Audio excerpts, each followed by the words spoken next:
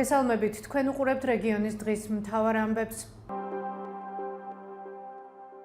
ახალციხეში კოსტავას ქუჩაზე მეხუთე სართულიდან 70 წლის ქალი გადმოვარდა. მისი მდგომარეობა მძიმეა. ინფორმაციას კლინიკა იმედში გვიდასტურებენ. როგორც კლინიკა იმედის მენეჯერი მზია კაკოშვილი გვეუბნება, ქალს კვლევები უტარდება და მისი მდგომარეობა მძიმეა. 2026 წლის პირველი 3 თვის მონაცემებით საქართველოში 15,000-მდე ავტოსაგზაო შემთხვევა მოხდა. რა იწვევს ავტოსაგზაო შემთხვევებს? გთავაზობთ დეტალურ სიუჟეტს. ბოლო ერთ თვეში სამცხე-ჯავახეთში 5 ავტოსაგზაო შემთხვევა მოხდა და 4 ადამიანი გარდაიცვალა. ეს შემთხვევები ჩვენმა რედაქციამ შეიტყო და გააშუქა. მორიგი ავტოსაგზაო შემთხვევა ახალციხეში მოხდა, სოფელ გიორგი წმინდასთან, რა დროსაც ავტომობილი არხში გადავარდა და შედეგად 2 პირი დაშავდა.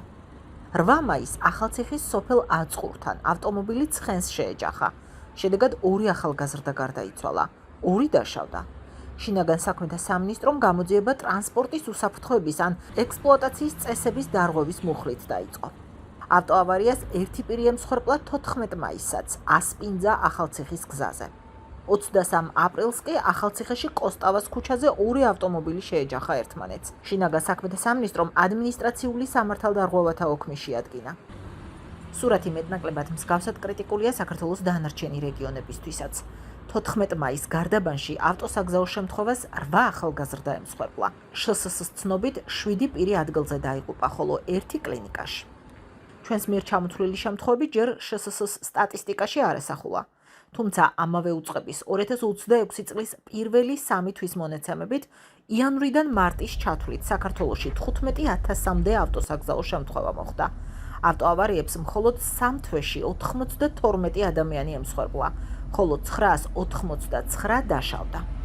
რაც შეეხება სამცხე-ჯავახეთს, შსს-ს სტატისტიკის ცნობით 2026 წლის პირველ კვარტალში ჩვენს რეგიონში 14 ავარიაზე დაიწყო სისხლის სამართლის კოდექსით გამოძიება, რომელსაც 3 ადამიანი ემსხვერპლა და 33 დაშავდა. რამდენად ეფექტიანია სახელმწიფოს სატრანსპორტო და საგზაო უსაფრთხოების პოლიტიკა? მოქალაქეების ნაწილი ფიქრობს, რომ კონტროლი არასაკმარისია, ხოლო ნაწილის მოსაზრებით პრობლემა გადაჭარბებულ სიჩქარეშია. სწრაფად დადიან ახალგაზრდები რა ეჩქარებად ისე გული დამეწაიშვი და ადამიანზე ნელა იარეხო შეიძლება. სიჩქარე სხვა არაფერი და სიმკაცე. მოუწესრიგებელი ინფრასტრუქტურა, დაზიანებული გზები, მძღოლების დაუდევრობა თუ გაუმართავი ავტომობილები. ავარიების სტატისტიკას ბევრი ფაქტორი ქმნის. დარგის სპეციალისტები თვლიან, რომ კრიტიკულად მნიშვნელოვანია თითოეული გამომწვევი მიზეზის თანმიმდევრული ანალიზი და კრიტიკული ვითარების ეფექტიანი მართვა. სპეციალისტები ასევე ყურადღებას ამახვილებენ ეგრეთ წოდებულ შავ წერტილებზე, საგზაო მონაკვეთებზე, სადაც ავტოსაგზაო შემთხვევები განსაკუთრებით ხშირად ფიქსირდება. გზა, ავტომანქანა, ადამიანი, ანუ გზის მომხმარებელი და როგორ ხდება თვითონ ამ სისტემის მართვა მთლიანობაში. უნდა დაინერგოს ინსპექტირების აუდიტის სისტემა, რაც ნიშნავს ეს. ჩვენ კი არ უნდა ველოდოთ, სადაც ეს ხელწერტილები გაჩნდება. ჩვენც პრევენცია უნდა მოვახდინოთ და როგორ ადგილობრივი გზები ეკუთვნის ადგილობრივ მუნიციპალიტეტს. უნდა იყოს რესურსი გამოყოფილი, რომ ყველა გზის, ადგილობრივი გზის ინსპექტირება მოხდეს პერიოდულად. იმიტომ რომ თუ ესეთი ინსპექტირება არ მოხდა წინასწარ, ხო, და შეფასება რამდენად უსაფრთხოა ეს გზა და რა რისკებია და თან გზის ამ მონაკვეთებზე უკვე ვიცით რაღაც ადგილებში და ეს სავალდებულობა არ არსებობს ამ ინსპექტირების და აუდიტირების. ამის გარეშე ეს საკითხი ვერ მოწესრიგდება.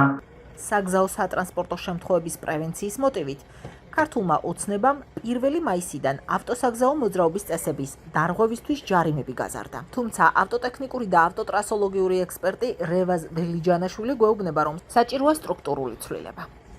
მიმოჩნია, რომ მიდგომა, რომელიც დღეს არის თქვა ცალსახად მარტო ჯარიმებით, ამით არ აღიკვეცება და არ შემცირდება საგზაო სატრანსპორტო შემთხვევები. ეს ძალიან გლობალური საკითხია და მრავალწახნაგოვანი, ასე ვიტყოდი. აქ მძღოლის ფაქტორი უნდა იყოს სათანადოდ შესწავლილი და მიზეზობრივი კავშირი. ავტოსაგზაო შემთხვევების ნაწილი საკუთრივ ავტოტრანსპორტის გაუმართავობითაც არის გამოწვეული. მიუხედავად იმისა, რომ ტექნიკური ინსპექტირების ცენტრების მონაცემებით საქართველოში ტექნიკური დათვალიერება უკვე 3 მილიონზე მეტმა ავტომობილმა გაიარა, სპეციალისტები მიიჩნევენ, რომ მხოლოდ პერიოდული ინსპექტირება საკმარისი არ არის. გაეროს პროექტების კონსულტანტი ტრანსპორტის საკითხებში გელა კვაშილავა ამბობს, რომ აუცილებელია მონიტორინგის სისტემის კიდევ უფრო გაძლიერება და ავტომობილების გზებზე პერიოდული შემოწმება. მხოლოდ მაისში ქვეყანაში რამდენიმე შემთხვევა დაფიქსირდა, როცა ავტომობილებს მოძრაობისას ან საჯარო სივრცეში ცეცხლი გაუჩნდა. 15 მაისს ახალციხეში ქუჩაში ავტომანქანას ცეცხლი გაუჩნდა. 11 მაისს ავტომობილი მარნეულში დაიწვა. 7 მაისს კი მანქანა ქუთაისის სამტრედიის ავტობანზე დაიწვა. სამივე მათგანზე გამოძიება სისხლის სამართლის კოდექსის 197 მუხლით დაიწყო, რაც ნივთის დაზიანებას ან განადგურებას გულისხმობს. ჩვენ 15 მაისის შემდეგ ვცდილობთ გავარკვიოთ თუ რა დაადგინა გამოძიებამ, თუმცა აქ ჩვენს ზარებს არ პასუხობენ. კონკრეტულად ავტომანქანების უსაფრთხოებასაც ძალიან დიდი მნიშვნელობა აქვს იმის გათვალისწინებით, რომ როცა ჩვენ გადავადგილდებით ისეთი ავტომანქანებით, რომელსაც არ აქვს უსაფრთხოების სტანდარტი დაბალი აქვს, ანუ არსებობს მანქანების კვალიფიკაციის საზომი რაღაც ვარსკვლავების მინიჭება ხდება იმის მიხედვით, თუ რამდენად აკმაყოფილებს ის უსაფრთხოების ზოგადად მისი მდგომარეობა უსაფრთხოების ელემენტებთან მიზნით ხდება ავტომანქანის პერიოდულად შემოწმება, ხო, პერიოდული ტექნიკური შეფასება ხდება. საქართველოში ეს პროცესი ისიც რომ 5-6 წლის წინ დაიწყო და ახლოებით, კარგია რომ ეს პერიოდული ტექნიკური ინსპექტირება დაიწყო იმის გათვალისწინებით, რომ რაღაც რაოდენობა ავტომობილების რეალურად გადის ამას. როგორ ამოწმებს სახელმწიფო ავტომობილების გამართულობას და რა ნაბიჯები იდგმება გზებზე უსაფრთხოების გასაუმჯობესებლად. ამის გასარკვევად ჩვენ სახმელეთო ტრანსპორტის სააგენტოს და ეკონომიკის სამინისტროს დავუკავშირდით. ტრანსპორტის სააგენტოში გვითხრეს, რომ ინფორმაცია ეკონომიკის სამინისტროში უნდა გაგვერკვია. დავუკავშირდით ეკონომიკის სამინისტროსაც, თუმცა ერთ კვირაზე მეტია დაპირების მიუხედავად ინფორმაცია არ მოგვაწოდეს. საქართველოში ავტოსაგზაო შემთხვევების რაოდენობა წლიდან წლამდე იზრდება. ოფიციალური სტატისტიკის მიხედვით, გასულ წელს ჩვენს ქვეყანაში ჯამში 70,000-მდე ავარია მოხდა. შედეგად გარდაიცვალა 500-მდე პირი და დაშავდა 8,000-ზე მეტი. 2024 წელს ეს მაჩვენებელი 60,000-მდე მეტი იყო, ხოლო 2023 წელს 55,000-მდე ავარია მოხდა.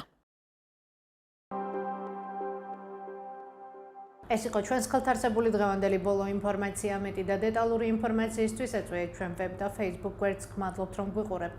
ხვალამდე.